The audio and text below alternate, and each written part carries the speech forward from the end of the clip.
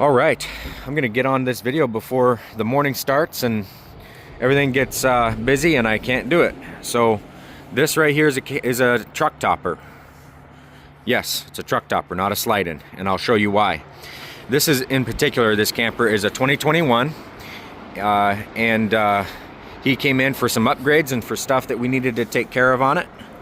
We have a 5-year warranty here, and so if there's anything that needs to be taken care of or any recalls that we have as a manufacturer, we take care of it. Anyway, so I'll kind of jump in and go over that and show you what we've done to this, and then kind of show you this unit versus the Yukon, which is this camper. This is our smaller version of that Cabover Canopy right here. It's a little bit shorter, it's an open space and everything. You can see those on the website, but I get lots of questions on how tall can you go with this, how wide can you go with it, and I'm going to show you how we're going to go run back over to that unit, and I'll show you when this thing becomes one of those, right? I have videos on this you can go and watch, but let's go back over there. This is a 48-inch sidewall. That other one's taller, and this has a certain length bed, but let me show you the difference here. Is this one, this is really what kept the lights on at the company going all the way back to 1971. Many people here, locals, you all know Cash Camper, you know that we've been up here in Alaska building these things since the 70s, but then others may not know that. This has become a more attractive idea over the years to the rest of the country, but we have been building these, several generations now, gee whiz, over 50 years. So what it is it sets up on the bed rails of the truck, right? Sets in the floor of the truck box is the floor of the camper. And then this sets up on the bed rail. You bolt it on, you can see eye bolts, so you get some utility out of the bolts. But that sets up on the bed rails, and then that's a full-size mattress, so 54 inches by 80. And then this is a fold-down bunk. Now, usually when we build these, I mean, they're all different, but when we build them, usually there's a lower counter here, and then sometimes people do upper counters and all of that, but most of the time there's a lower counter. For him, he did a little different. He wanted that space for a fold-down bunk because this thing's only 5.5 foot long, the whole bed here. And so he wanted to maximize his space, and it was smart, so he had us do a east-west bed for the bunk, and he can fold that sucker down. You can see he's put himself a little table up there or whatever, however he uses that. So it's probably so he can set his stuff there while he's up there asleep. But yeah, that's a smart idea, actually, now that I start looking at it. Anyway, east-west. And so what we needed to do instead of housing all of that down here, he didn't want a heater or any of that. He wanted the a power converter and a power system still, but no battery. So in this case, he just plugs in. He probably has a generator he brings with him. He just plugs in, and it looks like he probably has a battery that sets down here on the floor. These leads, yep, that's how that goes. The battery sets on the floor, and then it feeds this distribution. There's going to be a fuse panel back here probably, or a breaker distribution, and then he's got his power converter up there, and then he's got just basic outlets and everything. And this is his camper, but we very rarely have ever done videos or pictures, let alone videos, I should say, on all of our stuff. So when they come in, it's nice to kind of run through them really quick and show you all the different stuff that is possible and that you can build. Now, this one has got a little over a 6.5 foot ceiling when you stand up in there, whereas the Yukon over there is down here. So this is about 80 inches right here. And I get questions all the time on this. How tall can you make the Yukon? Well, you can make it almost this height, but the thing is you got to change your structure when you go up that high.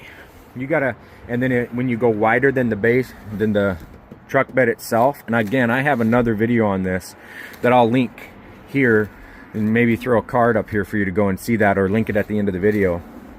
But when you go wider than the bed rail of the truck, you got to fully change that structure, right? Because all your weight is now sitting out here rather than on the bed rail. And so it makes the camper heavier and more expensive. Those are the two main things, and which I'm not as much of a fan of building a shell like this, simply because you get a higher center of gravity. You get too bulky out high, and then but for some folks it really works well for them. So, you know, everybody needs something a little different. So you just got to tick boxes and say, hey, here's what I'm trying to accomplish. And if this is what works for you, then, you know, it's definitely possible to build it. I mean, you can see that this thing's sitting here built. So anyway, this one in particular is 82 inches wide, and you can see what that looks like here on another video, that one that I'm gonna link here. That Yukon that's really close to this size, and it's a little bit larger than that one I just showed you at the beginning of the video, but it's not quite as big as this one, and it has the lower counter and the heater and everything in it. That is about as big as you can get the Yukon before you go up to the Cabover Canopy here, and both of these are on the channel. But you can see right here, these airbags, we used to install a lot of airbags. I am personally not a fan of airbags, because once you're towing a trailer and all of this, airbags can be overinflated. You have to keep PSI in them so they can rip themselves apart, and then they put all of the weight in the wrong spot on the chassis. I'll show you here in a second what I prefer, but these right here, they failed. They ripped inside here, and they're just pouring a bunch of you know, all the air out, and it's separated in here. So it's what you would call a failure beyond repair. So that means that airbags are kind of trash at that point. So we removed them. He's been in 28 states in this thing, so he's taken this all over the country, and he's seen a lot of different road conditions. And so these right here, I'll show you on the other side. These are the stable loads. This is what I prefer way more than airbags.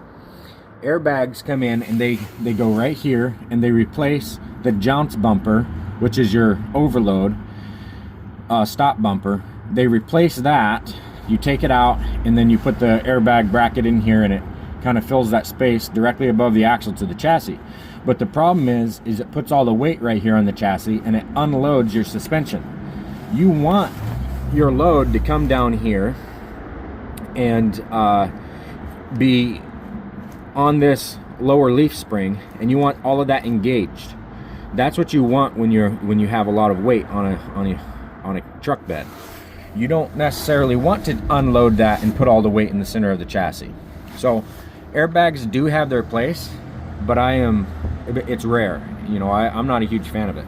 What these do, you can see this little pin right here. This pin can come out, and those things can be disengaged if you don't have the load on. But then once you do have the load, you can re-engage it. Excuse me. You can re-engage it, set your pin in here. These things are amazing. That thing's not, once it's loaded up, that thing's not moving. But these are stainless steel on this particular one. They make powder coated ones and everything. But all it does is it closes that lower gap. And you have one there, and you have one there, and you have them on the other side. So there's a total of 4. That creates a massive amount of stability, engages that lower leaf, and you don't get that axle wear, that steering wheel play. You don't wear out tires the same way. I just love these stable loads. I've got them on my truck. Hands down better than airbags. Hands down. Anyway, let me see. Yeah, that's it. That's the Cabover Canopy. Hopefully that was helpful for you guys. Anyway, yeah, and then the other thing, this is how we used to do our doors right here. Now, and again, you can go over to that other video that I linked. This sets further back, and we now have an aluminum tie here, and we no longer have our door rods closing into a striker right here into the bed. They close into that aluminum strip that goes across here, and that ties that back wall. And again, you can go and look at that. But all right, guys, hopefully that was a helpful video. Some of them you yammer on and it's hard to remain focused, but I think that was helpful. If you have questions on these things, just throw them in the comments there, or just ask us. But yeah, that's the Cabover Canopy. All right, cheers.